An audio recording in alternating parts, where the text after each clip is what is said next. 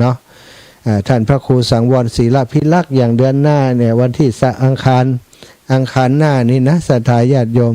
อังคารหน้านี้ก็วันที่8วันอังคารก็พระครูชลทานพิทักษ์วันที่15ก็ท่านพระครูสังวรศิลพิลักษ์แล้วก็ทัดจากนั้นไปก็ท่านเสน่กาหลงแล้วก็อีกรูปหนึ่งนะพระอาจารย์ภาวินทรย่ำได้อู้ก็เป็นคำแต่เป็นจะหับกำหับผู้หายไปเมินล้ำไป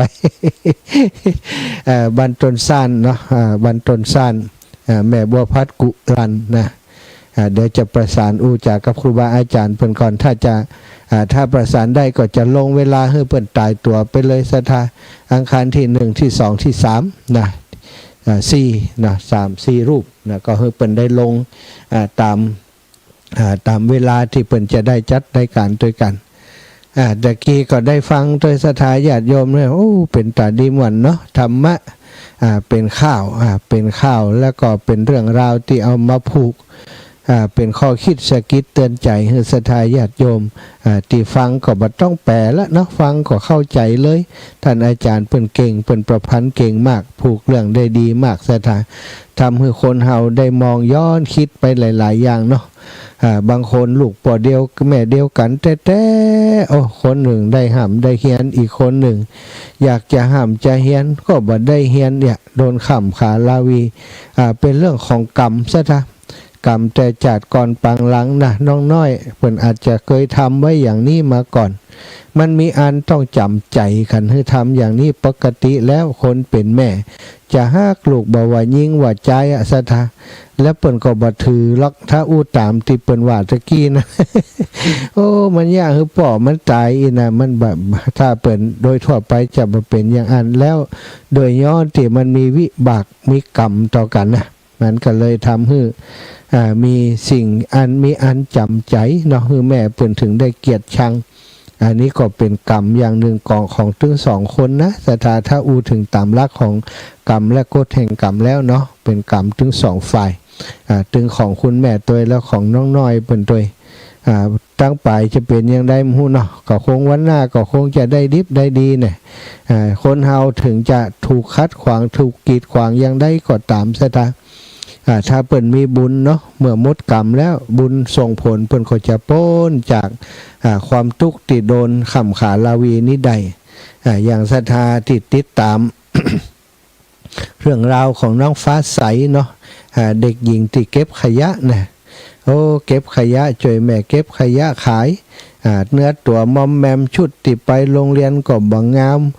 เวลาไปโรงเรียนก็มีกลิ่นขยะติดตัวไปเปื้อนฟุ้งก็บ่ฮื้อนั่งใกล้รังเกียจเดียดฉันนะบ่คบหาสมาคม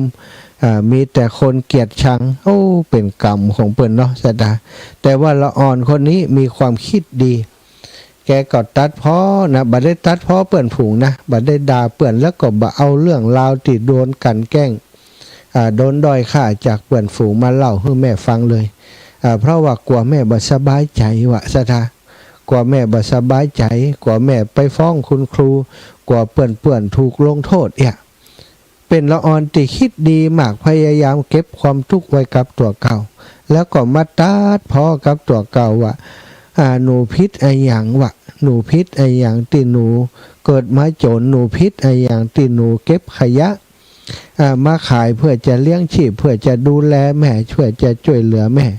หนูมีความพิษไอ้หยังทำไมเปื่อนถึงบ่ฮักหนูทำไมเปื่อนถึงบ่เล่นกับหนูจนพ่อบ่อยากไปโรงเรียนเวลาแม่ถามก็ว่าบ่อยากไปถามเหตุผลว่าทำไมบ่อยากไปก็บ่กล้าบอกซะท่าบ่อยากจะบอกบ่กล้าบอกก็บอกแค่ว่าอยากจะช่วยแม่แต่สุดท้ายนะซะท่าไปปะใส่น้องที่เป็นยูทูบเบอร์เป็นคนที่เป็นดาราอินเทอร์เน็ตเนาะเปิดท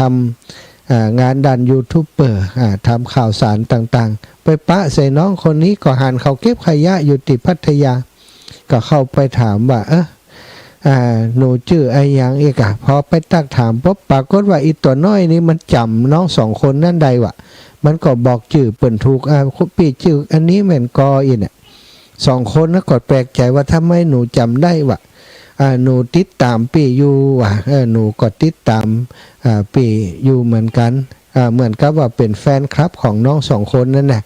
ก็เลยเกิดการสนทนากันอย่างบทสนทนาเดี๋ยวจะมาเอามาเล่าให้ฟังตะกี้นั้นก็เกิดจากที่น้องสองคนนั้นได้สัมภาษณ์น้องฟ้าใสสุดท้ายศรัทธาญาติโยมจากเด็กหญิงเก็บขยะนะจากเด็กหญิงเก็บขยะที่บ่มีไผใจใส่สนใจเอาไปเอามากลายเป็นคนดังในชั่วข้ามคืนจากคำอู้ของละอ่อนที่อู้มาโดยความใส่ซื่อโดยความบริสุทธิ์โดยความจริงใจตัดพ้อชีวิตของตัวเองบ่ได้ว่าฮื้อไผ่เลยนะบ่ได้ว่าฮื้อเปื่อนฝูงเลยนะบ่ได้โคตรบ่ได้จังบ่ได้เกลียดเปื่อนเลยนี่ศรัทธาโทษตัวเก่าว่าเฮาเกิดมาจนเฮาผิดอะหยังเฮาเกิดมาจนเฮาเก็บขยะเฮาผิดอะหยังอย่าทำไมเปื่อนถึงบ่ฮักนี่น่ะบัดแทนที่จะไปไปด่าไปว่าเปื่อนอย่างต่างๆบ่ยะเลยศรัทธาอันนี้แสดงให้ผู้ถึงเห็นว่า เขาเป็นบุญคนมีบุญมาแต่ปางก่อนแล้วก็มีกรรมติดมาโดยกรรมติดมาก็เป็นกรรมระยะสั้นอาตมาว่าแล้วนี่กรรมระยะสั้นเขาจะทุกข์อยู่บ่เมินบ่เดียวได้ข่าวว่ามีบ้านอยู่เป็นของตัวเองอยู่แล้วนี่เป็นดารายูทูบเบอร์ไปแล้วก็ได้เรียนในโรงเรียนที่ดีโดยมีนักเรียนอยู่เยอะแล้วคุณครูนักเรียนเปื่อนโรงเรียนใหม่ก็ฮักเปื่อนนักโรงเรียนเก่าก็ฮื้ออับเปื่อนก็ฮักกันนะจากการที่ว่าเปื่อนบ่ฮักต่อมาพอเข้าใจเขาก็ฮักเขาอินดูเขาก็เป็นเปื่อนกันอยู่อันนี้ศรัทธามุมมองของชีวิตของคนเฮาบางครั้งต้องพยายามทำความเข้าใจเรื่องกฎแห่งกรรมเนาะถ้าเฮาพยายามเข้าใจแล้วก็มองโลกในแง่บวกถ้าเฮามีกรรมถ้าเฮาเกิดมาเป็นคนทุกข์ก็ขยันนี่ขยันทำมาหากินเกิดมาเป็นคนมีปัญญาน้อยก็ขยันในการศึกษาห้ำเฮียนมันบ่เกินความขยันไปในสักอย่างศรัทธาคนที่เจนปอมอนแม่มอนเฮาเจนอุ้ยเจนมอนทำไรไถนาขบกเล่มเดียวนะมีดเทียนเดียวฟันจนปอหินนะบกจนปอหินได้ให้ได้นามาก็ด้วยความขยันมันเพียรเปิ้นบ่ได้ซื้อได้ขายสมัยก่อนเนาะศรัทธาเนาะเพียวถังบุกเบิกกันเอาบันกันเนี่ยคนสมัยก่อนนี้มีจิตใจดีงามแบ่งปันแล้วก็ขยันอดทนแต่สมัยนี้นี่โอ้ศรัทธาญาติโยมทั้งหลายความอดทนนี่มันหายไปหมดแล้วเด็กลูกหลานของหมู่เฮาทั้งหลายนี่บัดเดี๋ยวนี้ขาดสิ่งที่ขาดนักที่สุดก็คือคุณธรรมเรื่องของอิทธิบาทสี่ฉันทะวิริยะจิตตะวิมังสานี่หาแทบบ่เจอศรัทธาฉันทะคือความพึงพอใจความชอบใจความฮักในการที่จะทำสิ่งต่างๆบ่มีศรัทธามีแต่ว่า จะทำสิ่งนั้นสิ่งนี้โดยสิ่งหล่อบางคนเรียนหนังสือเรียนอย่างคณะนั้นเรียนศึกษาเรื่องโน้นเรื่องนั้นเรื่องนี้เรียนจากที่ว่าเปิ้นบอกฮื้อว่าถ้าบ่เรียนจะเป็นคนเหงานะถ้าบ่เรียนจะได้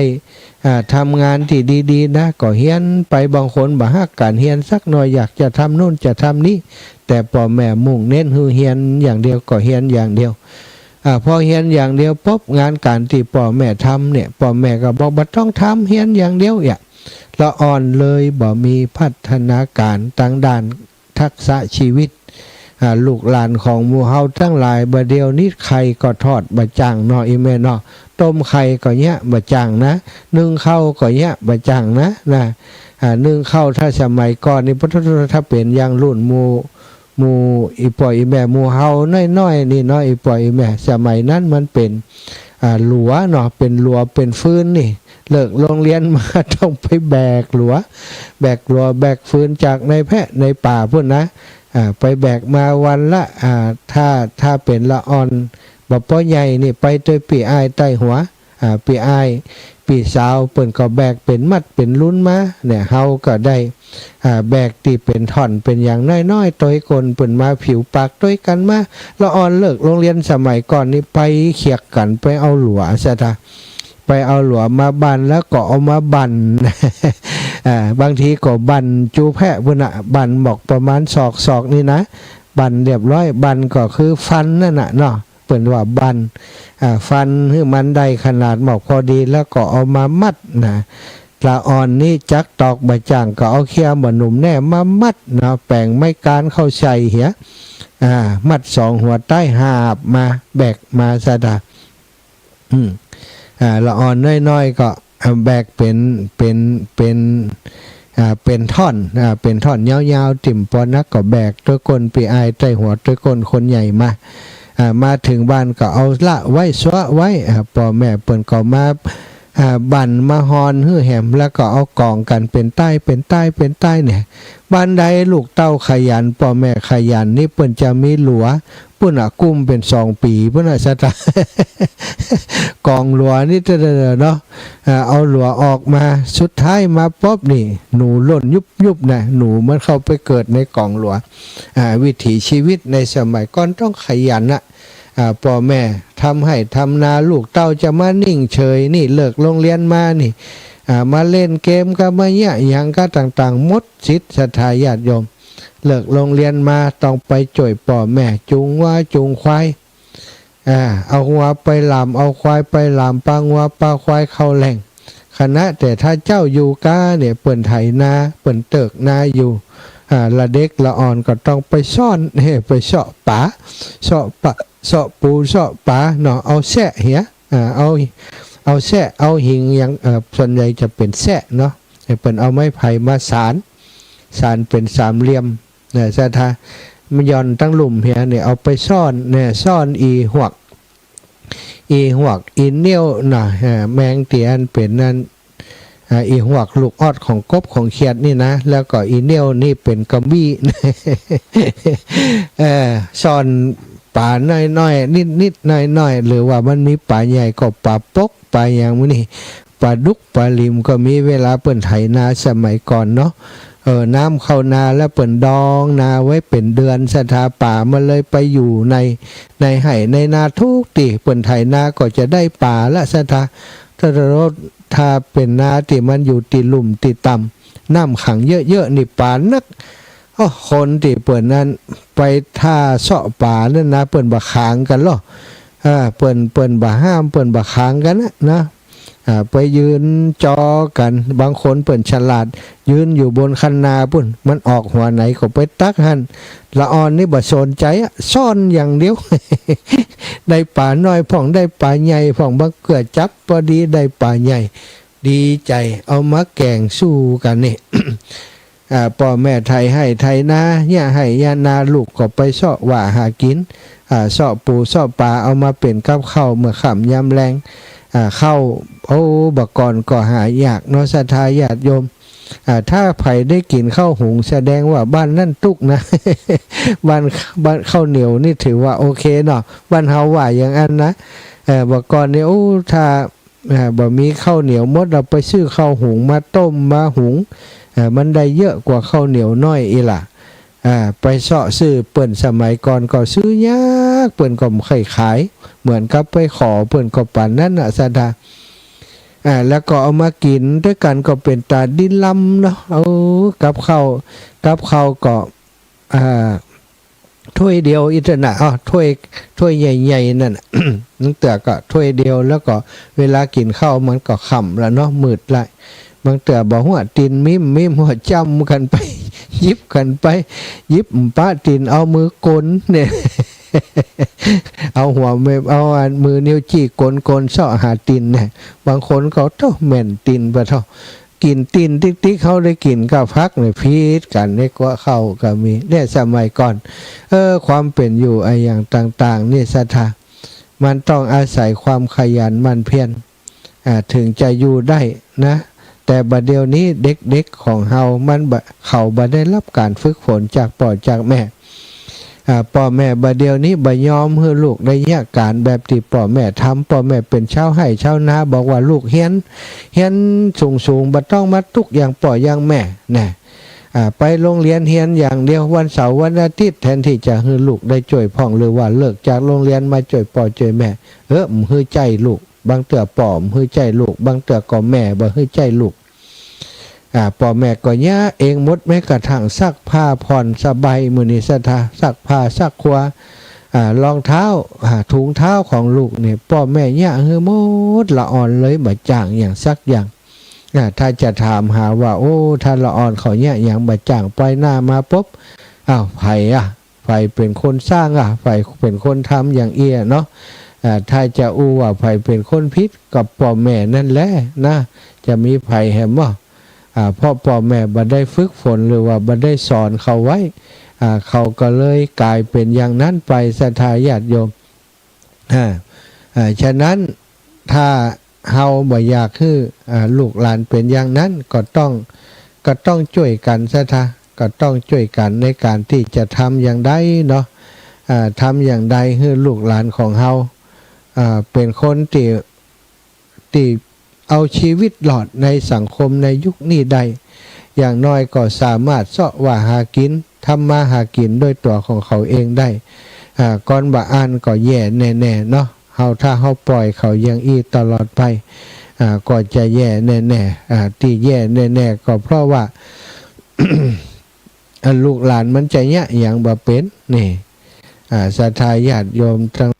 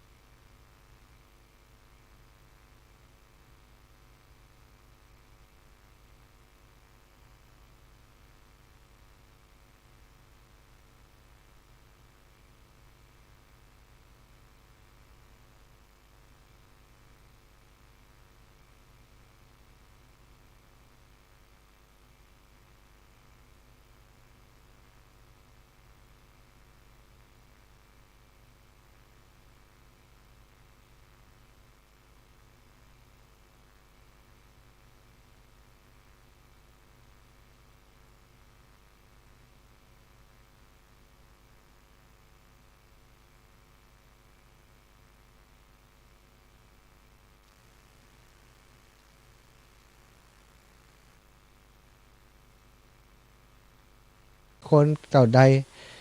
ได้หมดเนอะได้หมดเปิ่นทับเยอะอิตนะ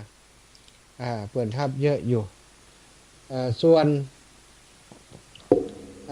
วนที่จะไปวันที่13 14 15เนาะเดือนสิงหานี้จะไปที่กาญจนบุรีนี่ครับจำนวนจำกัดคือ30การรถตู้30การรถตู้ตอนนี้ก็คงจะต้องเตรียมตัวกันแล้วถ้าใครที่อยากไปร่วมงานกับครูบาอาจารย์เนาะในการหล่อเทียนครั้งนี้เนอะเตรียมตัวอูจากกันไว้ถ้าเป็นไปได้ก็แจ้งบอกกับครูบาอาจารย์ให้เพื่อนทราบว่าโอ้เจ้าก็จะไปอีแม่ก็จะไปได้ตู้หนึ่งเนอะอีนะบอกเพื่อนไว้ก่อนเพื่อครูบาอาจารย์เพื่อนจะได้เตรียมนะได้จดลงในบัญชีถ้ามันเต็มมันครบแล้วโอ้อยากไปกาญจนบุรีก็เปิ่นบ่ได้ไปสักกรรมตอนนี้ทราบว่าแม่จันเรือนใส เตรียมตัวแล้วแม่ย่าเตรียมตัวก่อนเปิ่นก่อนตานอีแม่ได้กันและนาตุลูกอีโลความตันไปเนาะอาตมาก็ดูว่าถ้ารถตู้เต็มก็จะใจรถส่วนตัวไปคอยบริการครูบาอาจารย์สบายหน่อยแต่คงบัดเต็มหน้าวันที่เช้าเนาะที่เสมิงเนอะรับบัตรนับจำนวนบ่มีจำกัดใครจะไปด้วยกันก็ไปได้ที่เสมิงส่วนที่จะไปกาญจนบุรีนั้นอันนี้ก็มันไปไก่เนาะศรัทธาดูแลกันลำบากถ้าเขาไปนักอย่างปีที่ผ่านมาบางเตื้อที่พักที่นอนการกินกันอยู่มันลำบากนะเอาเป็นว่าถ้าไผเดินทางไกลบ่ได้เขาไปด้วยกันที่เสมิงนี่วันที่20เนอะท่านอาจารย์เป็นประชาสัมพันธ์แจ้งมาแล้วเนาะก็บอกให้ศรัทธาญาติโยมได้รับทราบต่อวันนี้ก็จะนำสารธรรมที่เป็นหัวข้อมาแบ่งปันกับศรัทธาญาติโยมสักเล็กน้อยก็เดียวจะบ่มีน้ำจะบ่มีเนื้อมีก่อนน้ำเห็มมะเนาะปกติแล้วเนาะก็จะมี แล้วสารงานบุญต่างๆมาอู่กับศรัทธาญาติโยมเป็นประจำวันนี้ได้อู่ต่อจากวันก่อนนะวันก่อนจำได้แล้ววันใดน่าจะเป็นวันอังคารที่ผ่านมาเนี่ยจ้ะความยากของชีวิตความยากประการที่สองความยากประการที่สองชีวิตความเป็นอยู่ของมนุษย์เป็นของยากศรัทธาญาติโยมเขาจะมองหันว่าปัจจุบันนี้การที่จะมีชีวิตอยู่นั้นมันต้องดิ้นรนนะโดยเฉพาะยุคสมัยปัจจุบันนี้ชีวิตต้องมีความดิ้นรนบ่เหมือนยุคสมัยก่อนที่ว่าไปตะกี้เขาพอจะหันจะดูจะหันได้มากกว่าคำบรรยายใดๆเขาจะหันตัวอย่างได้มากมายว่ามันต้องดิ้นรนขนาดไหนเพราะมันอยู่ตำหูตำตาเฮาตึงวันเนาะโดยเฉพาะภัยที่มีลูกหลานทำการทำงานอยู่กรุงเทพกรุงไทยเมืองหลวงเมืองใหญ่โอ้ศรัทธาญาติโยมตื่นแต่ตีสามตีสี่ถ้าทำงานอยู่ไกลพักอยู่ไกลครับนั่งรถไปต่อรถเที่ยวกันนั้นไปโรงงานต่อรถกันนั้นไปโรงงานกว่าจะถึงโรงงานกว่าจะถึงบริษัทหรือว่าถ้าขับรถไปเองก็โอ้ถ้าไปขวาย6 โมง 7 โมงนี่มีแล้วรถติดแล้วศรัทธาระยะเวลา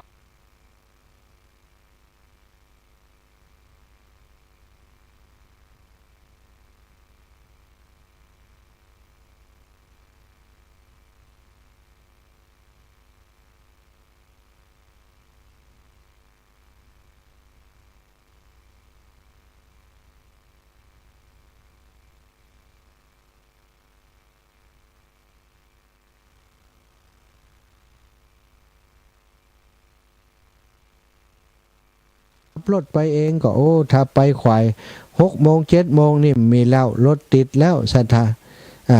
ระยะเวลาระยะทาง2-3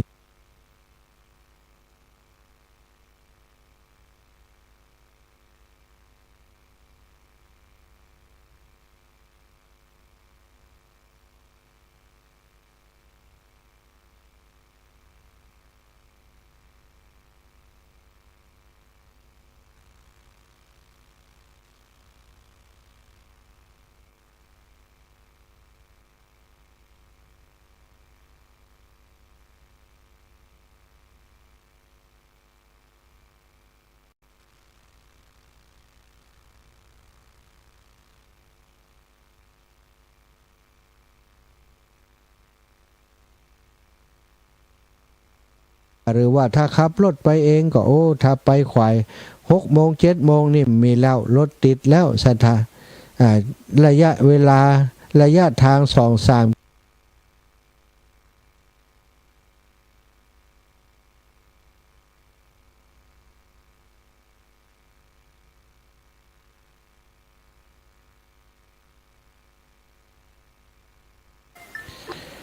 เจตะกี้เน็ตหลุดตอนนี้ไปแล้วยัง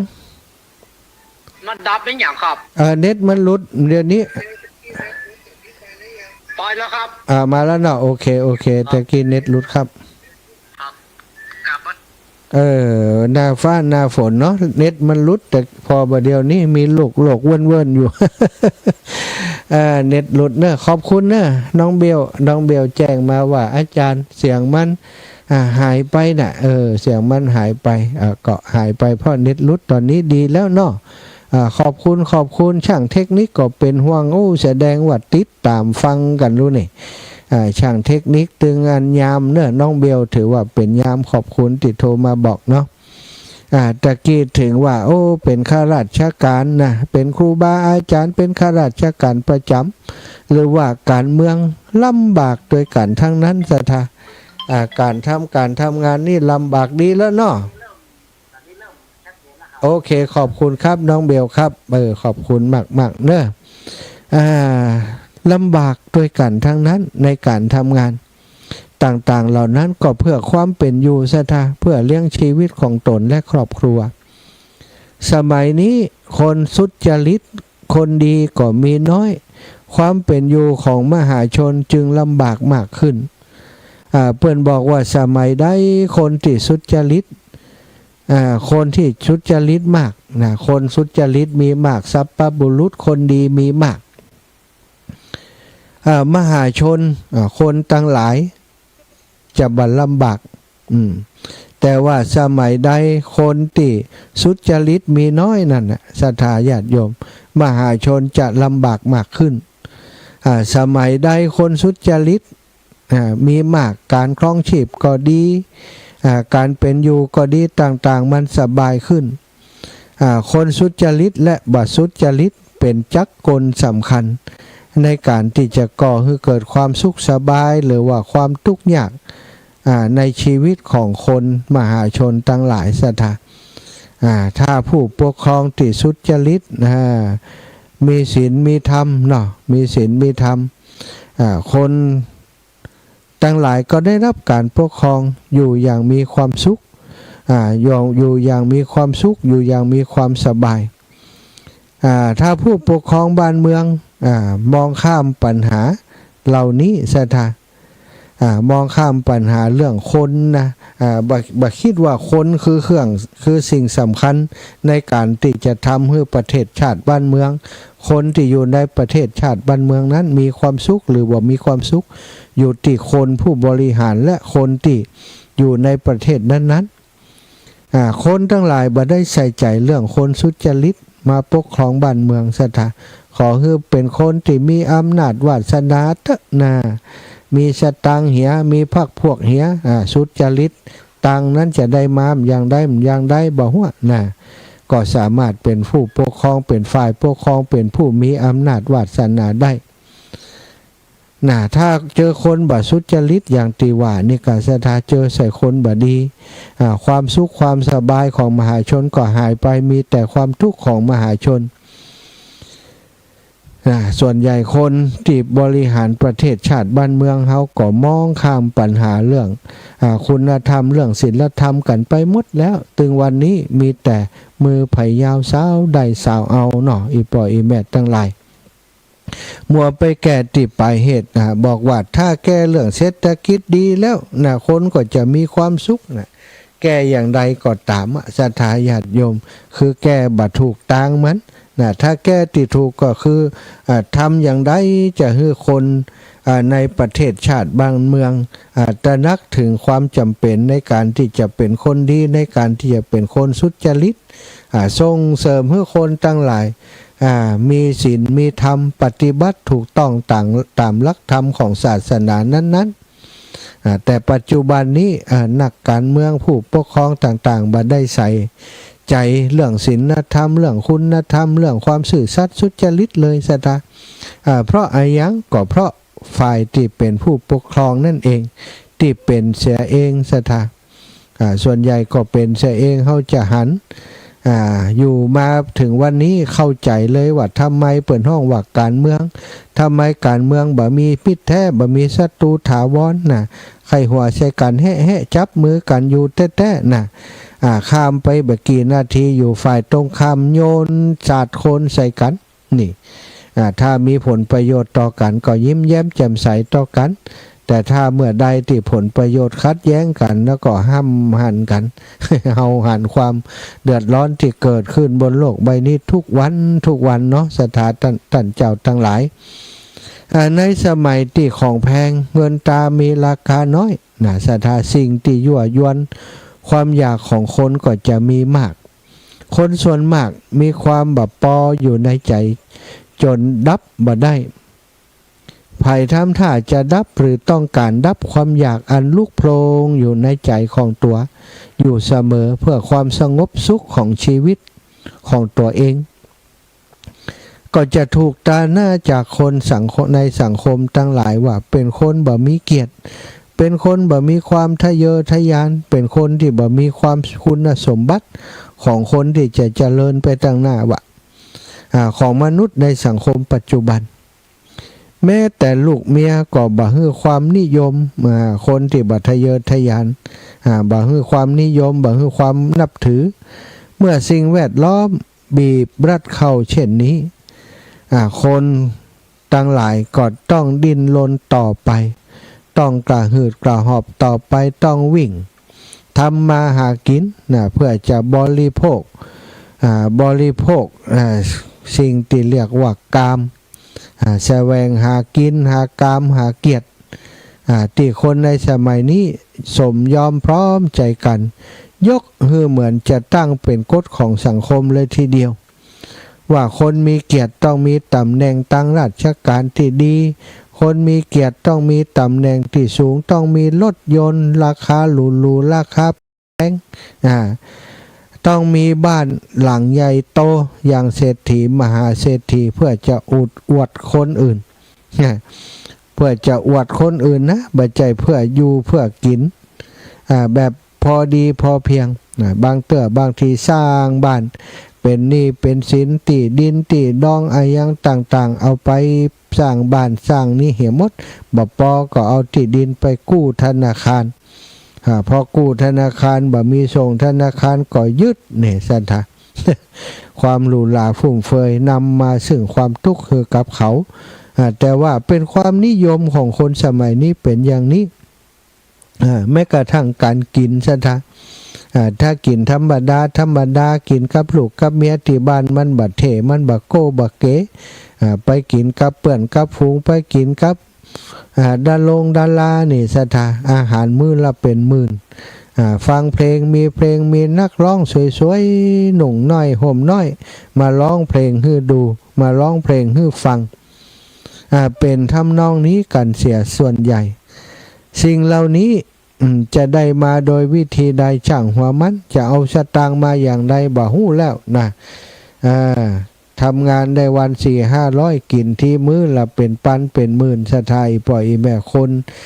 ในสมัยนี้จึงมีความทุกข์มากกว่าความสุขเพราะว่าบ่ฮู้จักประมาณในการบริโภคจะได้มาโดยวิธีใดก็จังมันก็เลยกลายเป็นว่าถ้าภัยที่หาเงินได้เก่งๆเนี่ยจะถูกต้องหรือบัตรถูกบ่ฮู้ถ้าหาเงินได้มาเก่งๆจะโดยวิธีไหนก็บ่ฮู้ขอให้ได้มาก่อนแล้วกันคนต่างหลายมองที่ผลลัพธ์ต่างหากบ่มีไผอยากจะสาวไปว่าไปหาเหตุว่าได้เงินเหล่านี้มาโดยวิธีใดทุจริตฉ้อโกงไขมาพ่องบ่ได้สนใจชาวนาชาวสวนถูกโกงแรงงานครูอาจารย์ติดสุจริตก็ต้องทนอยู่ในสังคมโดยความพระอืดพระอมละอิดละอาต้องเจียมเนื้อเจียมตัวเพราะบ่รวยจึงบ่มีเกียรติเข้าสังคมกับพวกผู้ดีเข้าบ่ได้แต่ผู้ดีใหม่อย่างปัจจุบันนี้ผู้ดีที่บางทีบ่จำเป็นต้องมีการศึกษานักหนาแต่ว่ามีตังค์เยอะๆกลายเป็นผู้ดีไปได้เหมือนกันนี่ถ้าเป็นมีเงินเยอะๆก็ซื้อได้หมดเกียรติศักดิ์ศรีจะซื้อเป็นอะไรอย่างก็ซื้อได้บ่ได้ใส่ใจถ้าคนใดพอเพียงคนใดพอดีนี่คนใดเฉงี่ยมเจียมตัวนี่หาว่าเปิ้นบ่มีความทะเยอทะยานขี้เกียจขี้ค้านบ่แสวงหาอำนาจเกียรติยศชื่อเสียงบ่ได้รับความนิยมชมชอบชีวิตความเป็นอยู่ของมนุษย์จึงยิ่งยุ่งยากซับซ้อนขึ้นทุกวันสาเหตุก็มาจากการที่คนในสมัยนี้ขาดแคลนธรรมะในหัวใจขาดความยุติธรรมในสังคมช่องว่างระหว่างคนมั่งมีกับคนยากจนจึงมีมากเกินไปจนน่ากลัวที่เรียกว่าจนน่าเป็นอันตรายต่อความสันติสุขของมหาชนทั้งหลายศรัทธาญาติโยมดีที่หมู่เฮาทั้งหลายศรัทธาอีพ่ออีแม่ทั้งหลายเป็นผู้ที่มีความตั้งมั่นอยู่ในน้ำธรรมคำสอนของพระพุทธเจ้าเป็นคนแบบประมาทเป็นคนที่ต่อสู้ชีวิตมาทุกรูปแบบโดยความพอดีโดยความพอเพียงบัดทะเยอทะยานอะไรยังจึงได้มีความสุขได้ฟังธรรมไปวันๆก็มีความสุขได้ทำกิจกรรมที่เป็นบุญเป็นกุศลกับครูบาอาจารย์กับพระสงฆ์องค์สังฆเจ้าบูรณะสนับสนุนวัดวาอารามต่างๆก็มีความสุขกันอันนี้เป็นสิ่งที่เป็นบุญเป็นวาสนาของหมู่เฮาทั้งหลายแต่คนที่นอกเหนือจากนี้ศรัทธาที่หลงอยู่ในวังวนของกิเลสตัณหาวัฏจักรของ อำนาจกินกามเกียรติแล้วแสวงหาสิ่งเหล่านี้จะบ่มีความรู้สึกเพียงพอหรือว่าพอดีได้สุดท้ายก็ต้องจมไปกับความทุกข์ในการใช้ชีวิตเนาะหามาต่อใดก็ใจบ่พอใจมีหนี้มีสินตีตายแล้ว10 จาดก็ใจหนี้บ่หมดนะบางคนสร้างหนี้ไว้เยอะสถาลูกหลานเกิดมาบ่ฮู้อีโนอีเนต้องมารับผิดชอบหนี้สินนะอันนี้คือเรื่องที่น่าเป็นห่วงถ้าคนบ่มีคุณธรรมบ่มีความพอดีพอเพียงบ่มีความสุจริตอยู่ในจิตในใจบ่ละอายต่อบาปบ่เก่งกว่าต่อบาปต่อกรรมโลกนี้ก็จะปั่นป่วนไปนักเข้าจนในที่สุดมาก็คงจะถึงวันที่ต้องล่มสลายไปโดยความหันแก่ตัวของคนอันมากมายเข้าขันแก่ตัวกันคนละนิดละหน่อยแล้วโลกนี้จะอยู่ได้อย่างใดเนาะศรัทธาญาติโยมทั้งหลายก็ต้องคอยเป็นคนที่ดีเป็นน้ำดีคอยเติมเต็มในสังคมถึงมันจะบ่มีนักแต่มันก็ยังดีที่ว่ามีอยู่เนาะเอาละศรัทธาอีป่ออีแม่ทั้งหลายพอเวลาตอนนี้ก็เหลือเวลาแห่งประมาณ45 นาทีอาจจะปั้นเวลาให้ศรัทธาที่เป็นแฟนรายการติดตามรายการอยู่โทรมามาจ่ามามาเอ่ยถึงกันเนาะมีเรื่องจะแจ้งแสดงความยินดีกับคณะศรัทธาบ้านเหล่าเป้าพี่น้องเหล่ามนทาทิพย์เนาะตอนนี้ดีใจว่าเปิ่นได้รับใบตราตั้งของวัดมาแล้วศรัทธาที่เฮาได้ช่วยกันเนาะในการซื้อซื้อต่างสร้างสิ่งต่างๆร่วมกับครูบาอาจารย์ที่บ้านเหล่ามนทาวัดเหล่ามนทาที่ปัจจุบันนี้ได้ยกฐานะขึ้นเป็นวัดเป็นที่เรียบร้อยแล้วก็ได้จะมีการเฉลิมฉลองตราตั้งเจ้าอาวาสในวันที่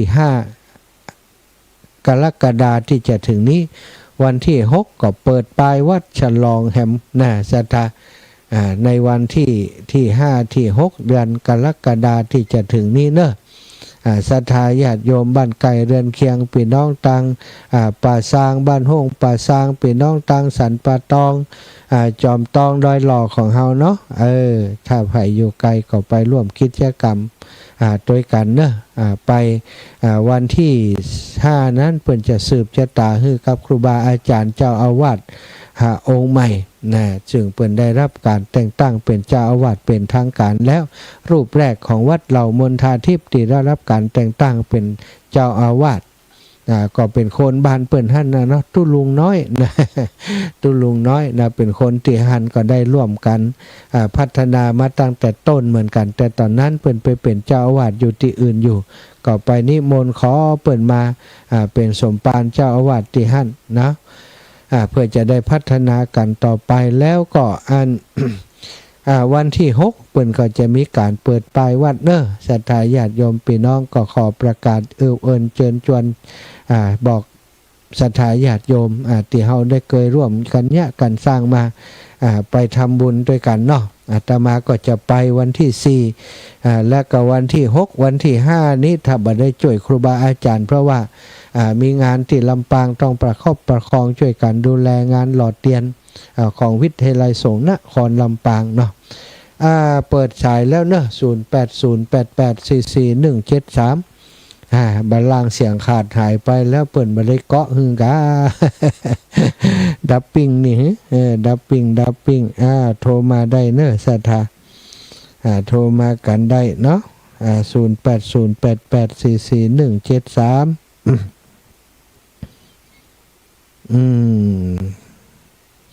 08088441730808844173อ้าวศรัทธาญาติโยม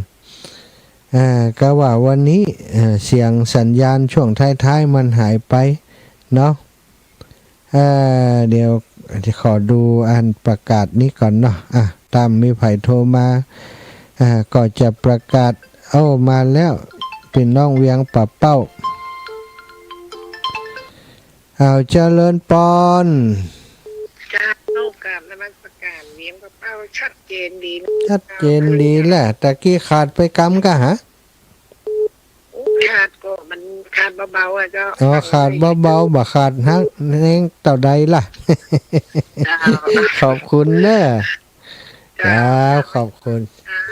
อนุโมทนาบุญไปเลย เจ้าขอบคุณนักๆเอาปันกันคนน้อยไปแอวแม่อุ้ยบุญสว่างวันแม่อุ้ยบุญสว่างวันโทรมาให้ไม่อุ้ยบุญตะกี้สลับสายมันได้เป็นได้หมูแม่อุ้ยบุญสว่างวันอันนี้ไผอุ้ยเจะเลินปอน ครับหันข้ามาสมชาติครับ ครับผม อายะสีอินคอยอยู่ในสายด้วยครับ อยู่สังกะแปงเชียงใหม่ อ๋อ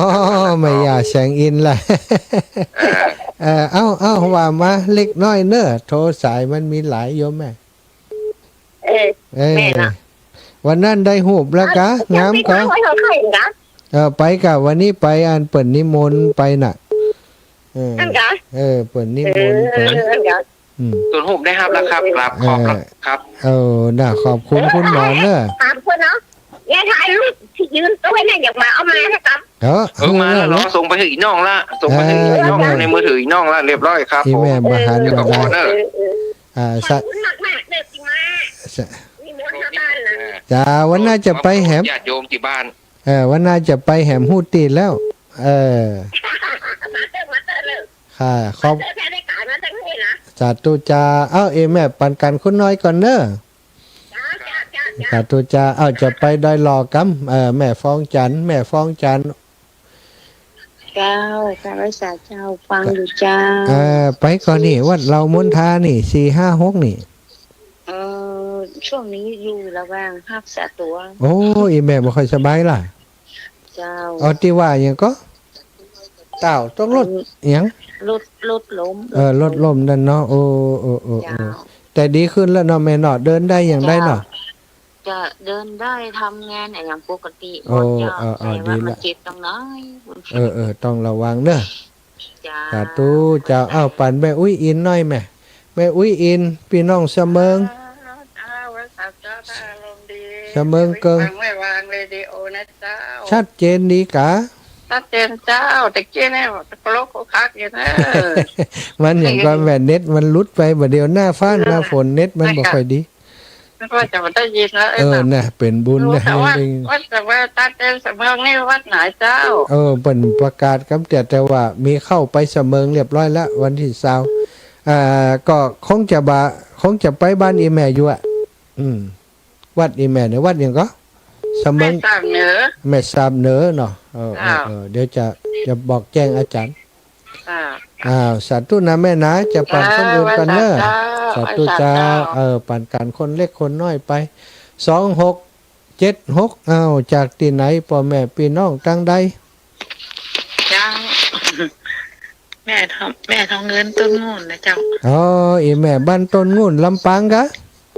เจ้า หันโทรมาสักเตือแม่ทองเงินน่ะ โทรไปกระตื้มตันเปิ่นนั่นนะ เขาเคยป้ากันแล้วอย่าเนาะแม่ทองเงินนี่เนาะ เจ้าที่วัดบ้านอย่างกับวัดตุงปิ่งนะเจ้า น่า